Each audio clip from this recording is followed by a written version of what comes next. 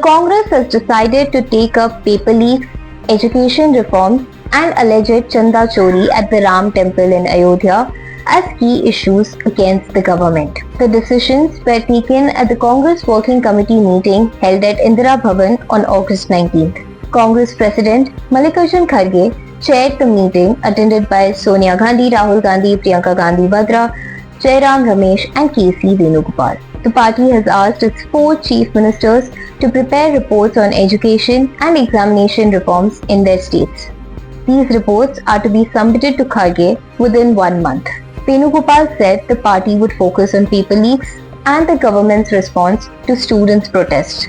He also claimed that the monsoon session had been successful for the opposition and that the government was on the back foot. The Congress also plans to raise its allegation of Chanda Chori at the grassroots. Venugopal described it as a serious issue linked to public sentiment and alleged that those who used the Ram Temple issue for political polarization now stood exposed. The party also accused the government of following a surrender policy over alleged Chinese incursions in Arunachal Pradesh. Jairam Ramesh demanded an apology from Prime Minister Narendra Modi over the alleged Shuddhikaran in Uttarakhand following Kharge's program there. Kharge meanwhile accused the Modi government of destroying the future of students. He said the Congress would now work on a comprehensive education to employment roadmap for young people.